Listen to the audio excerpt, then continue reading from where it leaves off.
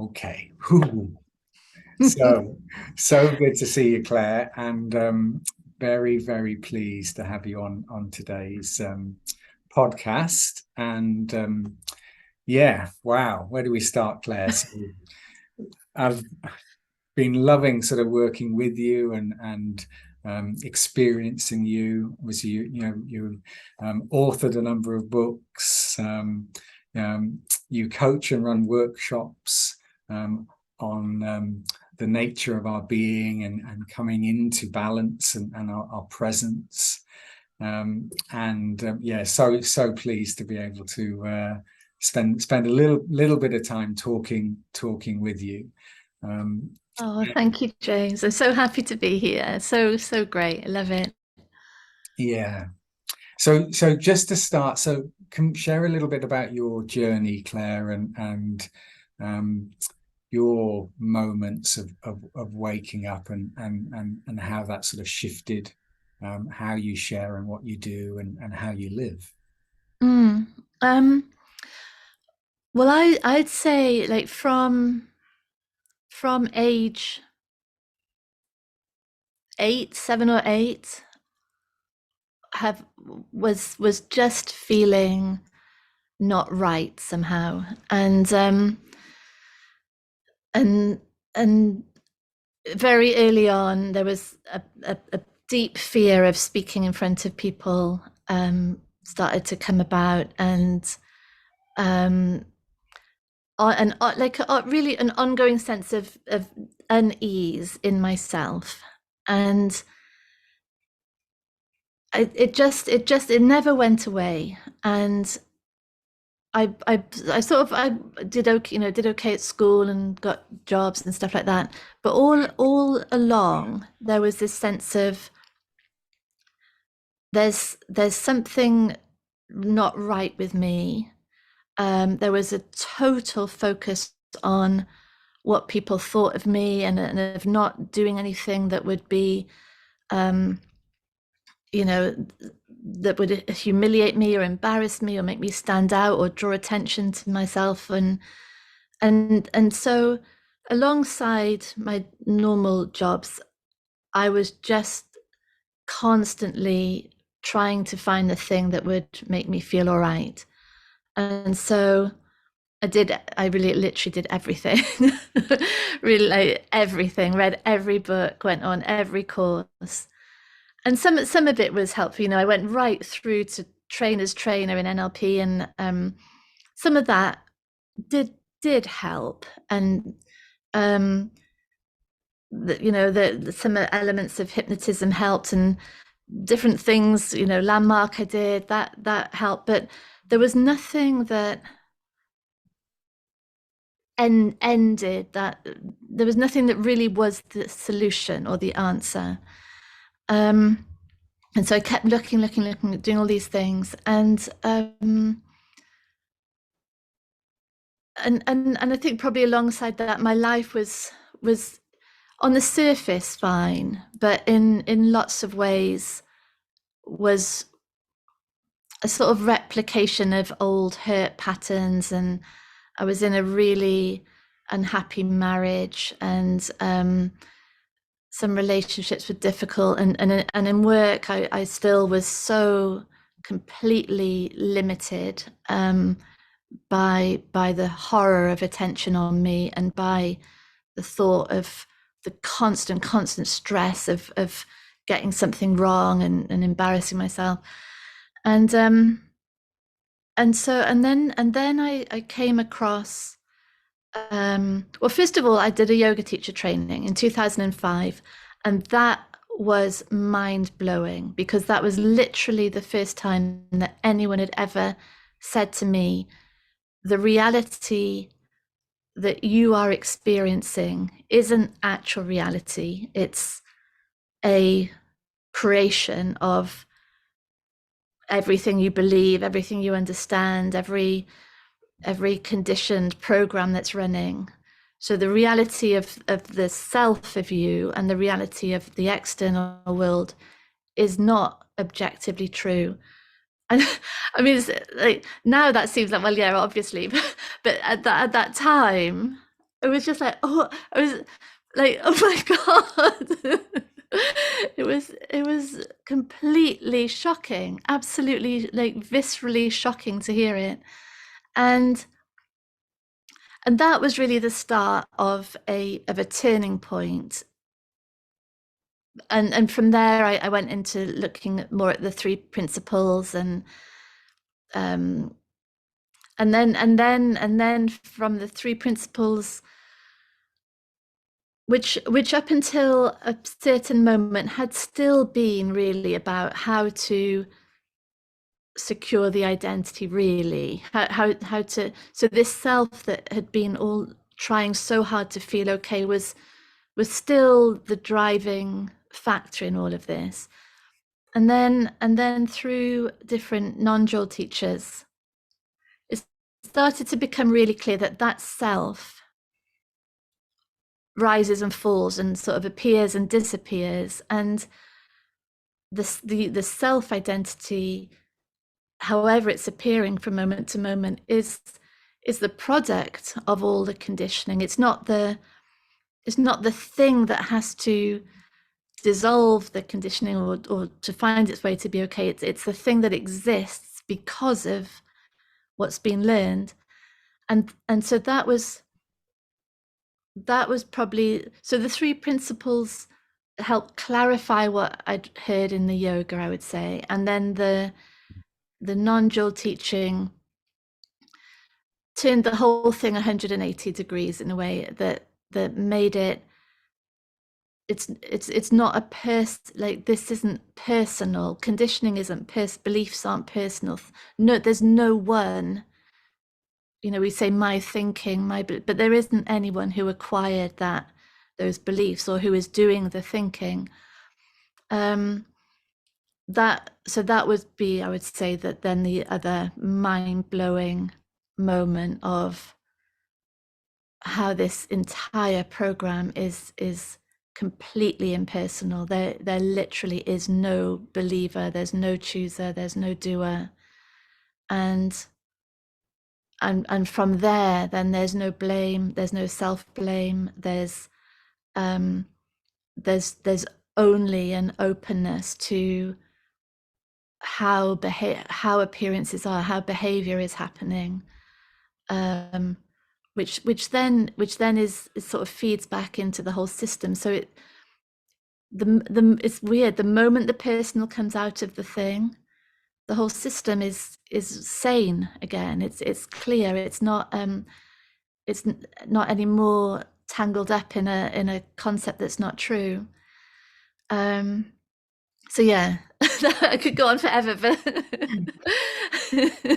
but that's where I'd say. Love it. And what's that? What were the examples in terms of what that's meant in terms of how you show up and how you live, and then what you share from that knowing, from that understanding? Yeah. Well, one really concrete example is in speaking in public, because that it was a monumental phobia. I was sick, I was trembling, I was on the verge of collapse in meetings where I had to talk in front of the staff people, and it was deeply stressful. It was like preoccupying 90% of my life and experience. And then there was one day when it came like an idea to do a talk in my house of what I'd been learning, and it was when I was sort of 3Ps non-dual stuff, and I felt sick at the thought of it, and I had all these images of me just disastrous as always, and and then it would just there was an inevitability to it. I knew it was going to happen, and I knew it just didn't matter. It didn't matter one tiny bit how what I would be experiencing, and what people would be thinking of me. And I knew that anyone who came to the talk would be fine. They're not going to be disrupted. They would be totally fine. And it just, that was a moment of I think it was probably what was happening was the end of resistance to whatever was going to come up. It just didn't matter. And so that has been a guiding, or an opening, I would say, of that has completely changed. It meant that what was like a concrete limitation before has gone. So that's one concrete example. And I'd say generally, overall, like we were talking before we started recording about sort of being in the world, and you just come back from a Rupert Spira retreat, and the dancing, and his advice to learn the guitar to someone who's asking questions. And I think when this conversation really works for someone, it brings about an intimacy with the world and with the body. We were talking about doing core work and things like that, and the routine of things. It brings about such a seamless intimacy with the form of things, because there are now no barriers. There's nothing to protect anymore. There's just intelligence in form, love in form. And I think that's when we use this conversation to distance ourselves and to deny form and to escape, it's not that's, I would say, that's just more defenses in action. But when it takes us completely into relationships, into the boundaries that you mentioned before, like into life, and that's what I would say I'm seeing in every place, is just more less stuff in the way, I would say. Yeah.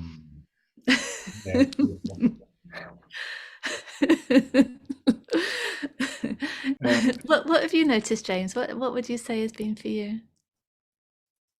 So yeah, how you express that in terms of the intimacy, and yeah, there's something very special for me around, and you talked a little, you pointed to that around not being at war with the world. We can lean into whatever life's what's unfolding, what's appearing in experience, and so there's a magic of being just to be present with what is, what's occurring, and as you said, not turning away from that, in terms of we can turn towards and become intimate with life, with experience, with relationships, with everything, Yeah. and not, yeah, obviously for me there's still this sort of fluctuation of sometimes getting lost in experience, and then coming back into I call it sort of balance or presence. Yeah. So we can be fully intimate without being lost in it. Yes. So we're Yes, that's not lovely. lost in story, not lost in the story of the world, the story of the relationship, Yeah. in the patterns, the conditioning. Yeah. So that's massive for me, isn't it? Is we can be, there's a juiciness with being with what is, and not being in resistance to. So that creates an openness into possibility, into potential, rather than the pattern, or the Yes. limitation. Um, yeah, Yeah, that's lovely, isn't it? yeah. That space of potential instead of really what has to happen, isn't it? A groundhog day, really, of the same pattern, just continually playing out as long as it's believed and resisted. And then, yeah, and then the contrast between that and then just really a space in which anything can happen. It's magical, really. Mm. Yeah, really magical. Yeah. And what are the, in terms of practical outcomes you've been seeing with the people you've been working with, Claire? So what's been shifting for them as well through your sharings and teachings and Yeah. writings? Well, say two things that I've seen on.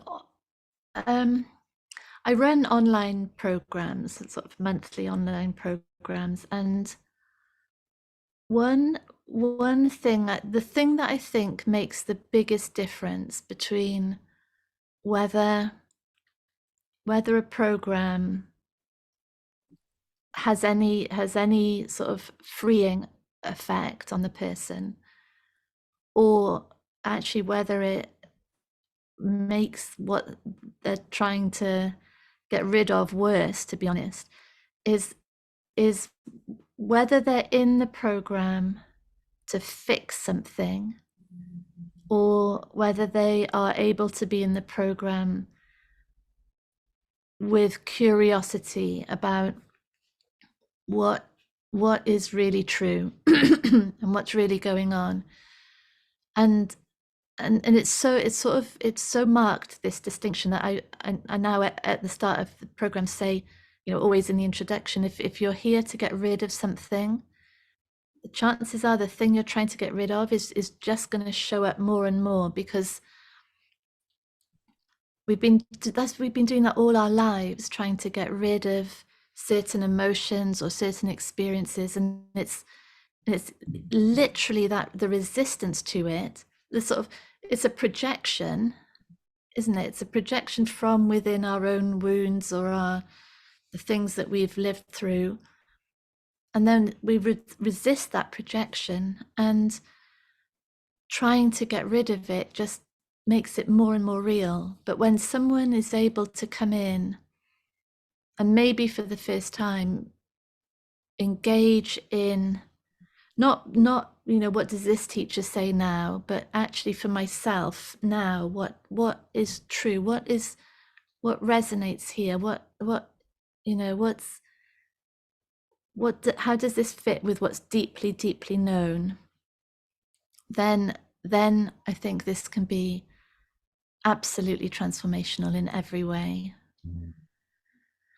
And the other thing that we've been doing recently, in how we met in the small group work, is we've started to see that the areas in our life of greatest suffering, greatest block, greatest obstacle, I'm calling them our superpowers, really, because these are the areas that aren't going away. They're like continually in our face. There's constant reminders all around of this issue, and often the issue corresponds to something that is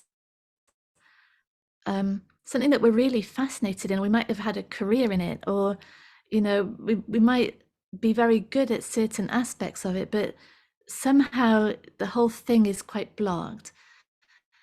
And we've been looking in our small groups at how that area of limitation and suffering, through healing, really through the presence that you've been talking about, through that stillness, and through that allowing of every sensation that is there to be felt, and through really hanging out in the discomfort of resistance and resentment, it becomes so the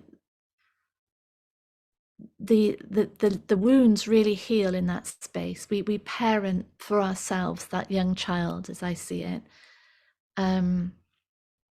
that has been really like has been driving the car, and who never wanted to drive the car, knew they shouldn't be driving the car, and yet they've been sort of dictating every relationship, every experience. But now through that stillness, we parent the child, we heal them, we allow them to have their space, and they our wholeness becomes realized, really, because these parts of us that were held at bay are now fully integrated. And that then becomes an area, really, as I see it, of exceptional understanding and insight and expertise and compassion and ability to articulate and to relate to people in similar situations, and so these areas, our greatest suffering can become our greatest power. And to see that in action, oh my goodness, it's so amazing, because when you work with someone, you really you get this sense of this sort of latent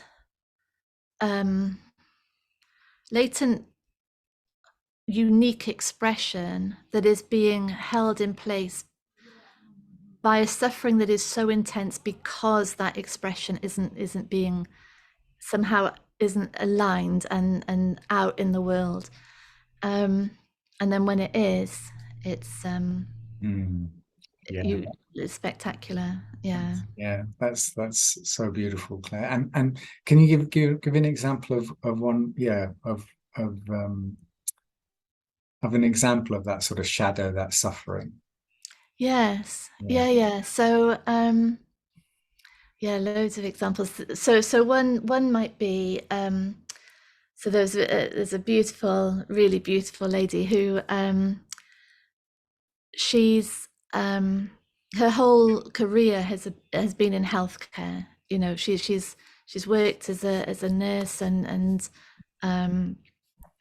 a midwife, and works in with care, looking after the elderly people. And so her whole, and she's fascinating. She loves exercise, loves the gym, and yet her patterns and her wounds from childhood, and her numbing, her way of numbing feelings that she's uncomfortable with, has been the development of an eating disorder. And the and the suffering in that is intense, and we can, like, it makes so much sense that it's intense when everything about her is health. She's immersed in the intelligence of life, and in how the body heals, how the body reproduces, and so to suffer in this way is really debilitating for her. And so for each person we give a word, and for her word was vitality. We shed either vitality or aliveness, and so we used that word to guide where we would put our attention, and where we would sit in discomfort, and where we would put in place boundaries and restrictions, like that would literally stop behavior happening that wasn't in line with that sense of intelligence and form and aliveness. And literally old patterns falling away in that space, and you can just see her whole sense of being becoming stronger and more vital, and completely aligned to what was true for her, what, like, her deepest truths started to be able to dictate behavior and open up possibilities, rather than that deep suffering of things being completely out of line from what was true to her, like totally out of authenticity for her inner truth. Yeah, so each person has a word, and we have all sorts of great words that are like they become the touch point to guide the process that we're going through. Yeah, yeah, yeah. Love that, Claire. And there's and being intimate with that, isn't it? And it sounds like that in terms of, I had another friend who was sort of has been skirting around this sort of understanding, the non-dual understanding, but had some resistance, looking at it as like some sort of spiritual bypass, in Yes. terms of, and um yeah, I've been seeing that, in terms of the power of turning towards, not bypassing, but Mm, turning towards with that, with the love and love and understanding, and then turning, towards what, as you said, the things, the shadows, the suffering, the resistance, yeah. and yeah, and you said that parenting, that befriending, the loving Yeah. of, loosens Yeah. the knot of it, isn't it? In terms of, I like that sort of idea that we're sort of just picking, and just those sort of tight knots Yeah. of suffering or trauma that we can have in the body, where we just we're just starting to, just unpick them, so they start to dissolve on their own. That's lovely, a lovely metaphor. I really think it is that. Yeah. And I think without that element, it's very easy for this conversation to be an escape, Mhm. and and and a distancing from the realm of the physical, and the realm of relationships, and the realm of money and careers and problems and lunch with the in-laws, and like all we it can become a sort of cocoon in a way, or an ivory tower that allows us to sort of withdraw with this sort of like a sort of bit of a sense of superiority. I'm if only they knew what I knew, then they wouldn't be behaving like this, and I'm just going to be over here being a bit superior. But really, the truth of this is that everyone is existing in that way. All appearances, because of the way they're being held in our conditioned perception. And so we are literally the source of all these problems that we see. We can't distance ourselves, we're creating them. And so it's only by going more and more in, with more and more accountability, and um, more and more openness, I would say, to how our behavior is directly maintaining all the things that we most resist. It's like it's absolute real world stuff that that for me is that spirituality is dissolution of anything that goes, anything that the dissolution of anything that is opposite to what we're talking about, by through accountability for it. Mm. There's a lovely passage, James, in Dr. Edith Eger's book, The Choice. She was a victim of the Holocaust, and her years later, she'd been through hell, lost so much, her family, everything, through being in these camps, and then years later, she was working as a psychotherapist, and a boy came in, basically saying, kill all the Jews, kill all the, and just listing all these horrible names for different peoples, and she describes feeling such resistance to him and hatred for him, and so rightly so, after everything that she'd been through. There couldn't be anyone more justified in resenting and resisting that, and yet that moment of alienation from this boy, that suffering that she was in, was her cue to say, how am I creating this boy? Where am I him? And she couldn't think of anything. And she was saying, well, I've walked with Nelson Mandela. I've campaigned my whole life for freedom. How I'm not him. I'm everything against what he stands for. And she kept saying, no, where am I the bigot? Where am I the bigot? And she just stayed with it, so humble, until she saw that she was a bigot against him. She wasn't allowing him his wounds and his expression, and so she just said, tell me more. Oh, it really makes me cry. She sat there and said, tell me more, and that was the start of change for both of them. It was healing for her, and he didn't exist anymore in isolation and alienation. He was loved unconditionally, and I think that for me, that's the most beautiful example of spirituality, pure, like absolute spirituality, humble and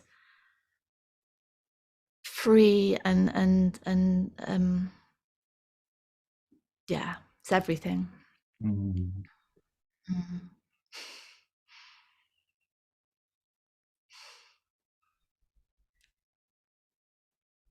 Yeah, so beautiful, Claire. Thank you. Um, mm. Yeah. And what how do you find, when, are there moments where you lose touch with this understanding, this knowing? How do you find your way back? Oh my God, all the time. All the time. um, all the time, literally all the time. And I think I think it's partly, I really do see life for all of us as as an ongoing, moment by moment, person by person, either deepening of the conditioning, deepening of the story, more and more evidence being created as to why these beliefs are true, or a moment by moment dissolution of all of that.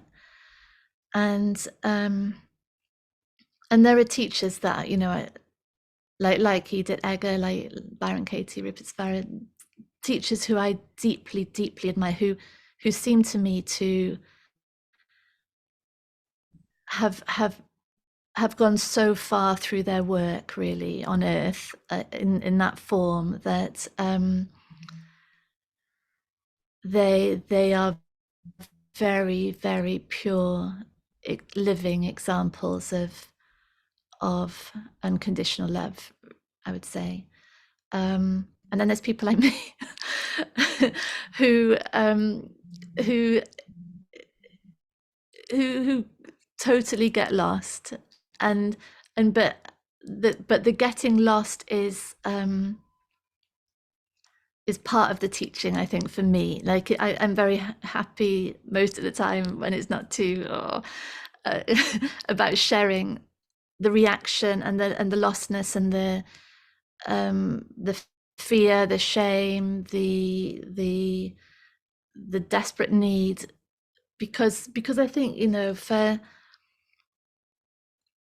it's really what it's most of us are like that. Not most of us are like Rupert and Byron and Edith. Most of us are that oscillation that you described earlier, you know, that sort of off balance on, you know, the presence. And it's so there's lots of examples. I think I've just, well, in my latest book I've written about a breakup in a relationship, and I think that's a big area for me. My father died when I was 10, and so I think, you know, it's only recent, really I've started to really contemplate it, that the conditioning around the loss of a man, you know, like the most important man, how much that has influenced, well, created, I would say, created relationships, and dysfunction in relationships. And so I wrote about a very intense reaction I had to being sort of or an intense reaction to feeling like I was losing someone, and I think I think that's that that's probably how I'll be all my life, in a way, is just this ongoing curiosity, I guess, around why experience is appearing in that way, and what's at stake in it. I think in moments of intense suffering, what is at stake, and going more deeply into that healing space, I'd say. Yeah. In your latest book, you really beautifully share some of the questions, the curiosity around what was occurring. Um, and yeah, I think it's really wonderful to, as you said, that authenticity of really looking and then sharing, sharing Yeah. in language, in words of that curiosity, and finding your way back home. Yeah. Yeah, I think so. Because we all because we you know, I love, you know, one of the expressions I hear you use is shared being, and and so we share what we are is shared, isn't it? Is life and consciousness, presence, intelligence. So that's our foundation, and it's what all of us are. And then there's this identification as an individual that is as a lacking, incomplete, insecure, isolated individual. And ironically, that that identification as being isolated and lacking is also a shared phenomena, isn't it? It's a product of who knows how many centuries of conditioning that has created that, and the ongoing generational handing down of confusion. So whether we're identified as separate, or whether we're fully present and realized we're the same, and it helps to talk about both, I think. Yeah, yeah. I noticed, you know, around that, when we look at, you know, our intimate relationships and friendships, we get a sense of that shared being. You know, there's melting away of resistance, and just that's what love and friendship is, isn't it? And so Yeah, interesting in how and I see that when we have a sense that we're disconnected from someone. yeah, um and so I've been exploring that nuclear around, well, what happens when we show up with that, um and keep coming back to that, knowing that we have this shared sense of being, the shared being. yes. That's so lovely. Because we could consider that even our most conflict-driven behavior and our greatest resistance and resentments are always the attempt to come back to that shared being space, always. And but it's just behavior that has got so lost, and so whatever, yes, whatever really. There's a lovely quote from Tony Parsons who said that even from a very young age he was aware that everything was pointing to him. There is no separation. And it yeah, I think it starts to become really fascinating that every element of our behavior and every element of everyone else's behavior and every way experience appears is all of it is saying, stay with what's true, come back to what never changes, come back to the thing that is here now, which is what you're looking for, what that's being hidden in the search. Yeah, and like you're saying, relationships and friendships are, it's always there, isn't it? It's in relationship with other people, I think, because that's where when we're young, it's where our initial belief in separation develops, is in relationship with caregivers and siblings, and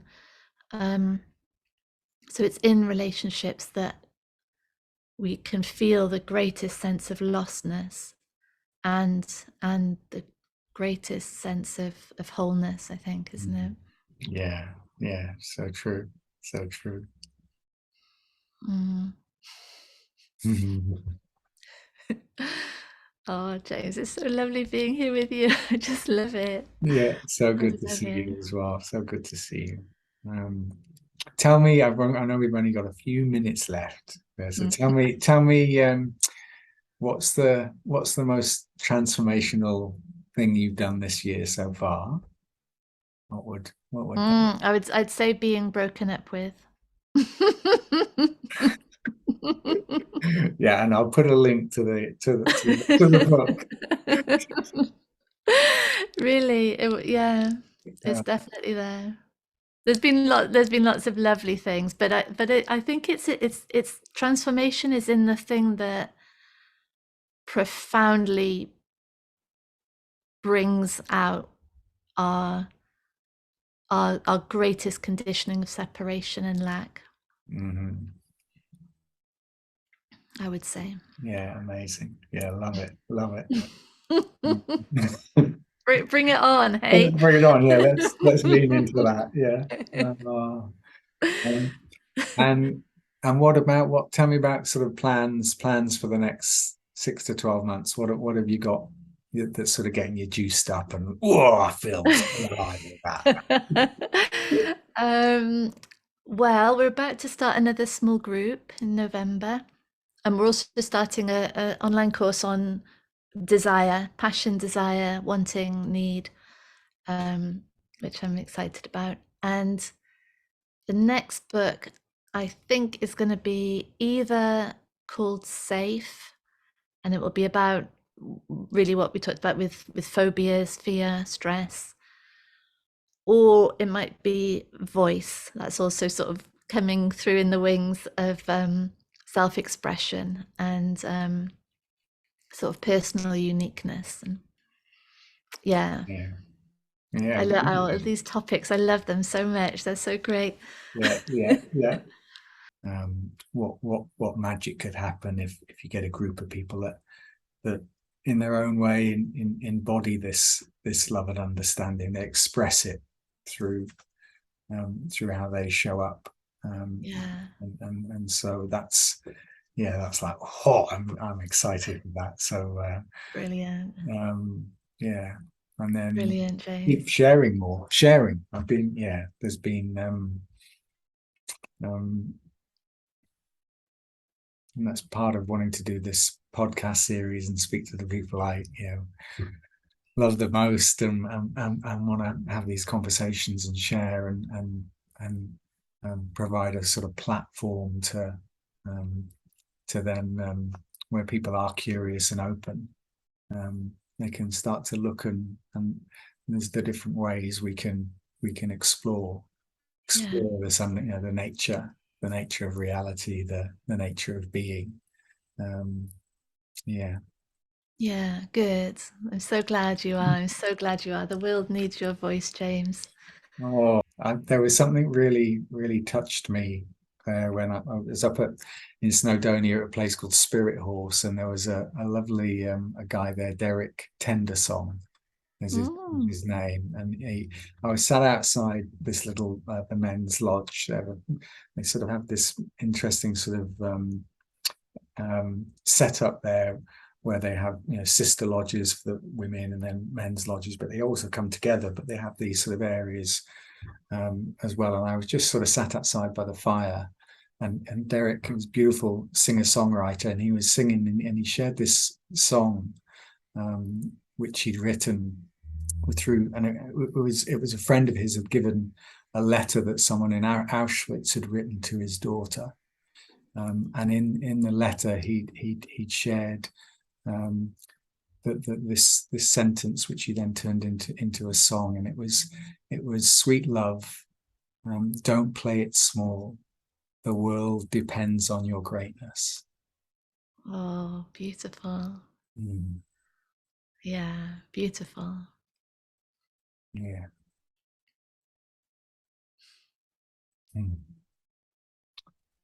Ooh, thank you, Claire. Oh, thank you, James. What a lovely sentence to end on. So Yeah. yeah, Oh, fabulous, James. Thank you so much, darling. Thank you. So thank great you. to see you. Yeah, so good to see you. Yeah. Very, very humbled. Oh, same here.